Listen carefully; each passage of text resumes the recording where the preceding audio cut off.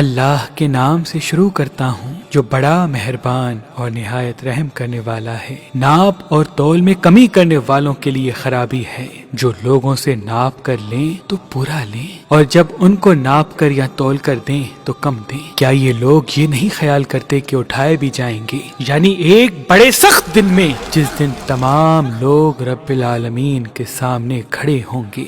سن رکھو کہ بدکاروں کے اعمال نامے سجین میں ہوں گے، اور تم کیا جانتے ہو کہ سجین کیا چیز ہے؟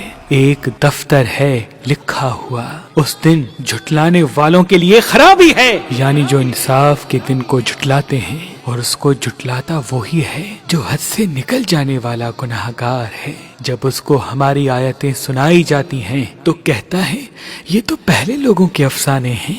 ہرگز نہیں، بات یہ ہے کہ یہ جو اعمال بد کرتے ہیں ان کا ان کے دلوں پر زنگ بیٹھ گیا ہے۔ بے شک یہ لوگ اس روز اپنے پروردگار کے دیدار سے اوٹ میں ہوں گے، پھر یہ لوگ یقیناً دوزخ میں جا داخل ہوں گے۔ پھر ان سے کہا جائے گا کہ یہ وہی چیز ہے جس کو تم جھٹلاتے تھے۔ یہ بھی سن رکھو کہ نیکوکاروں کے اعمال نامے علیین میں ہوں گے۔ تم کو کیا معلوم کہ علیین کیا چیز ہے؟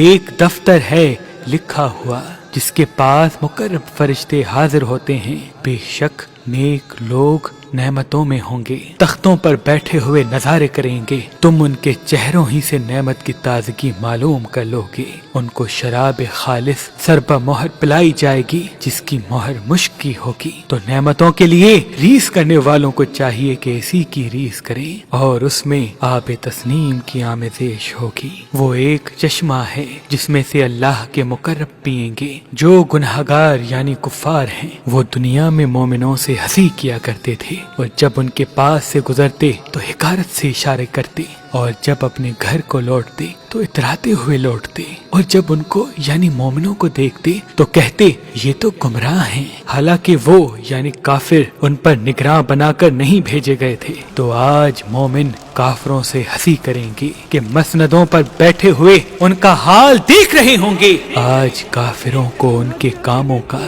پورا بدلہ مل گیا نا، جو وہ کیا کرتے تھے۔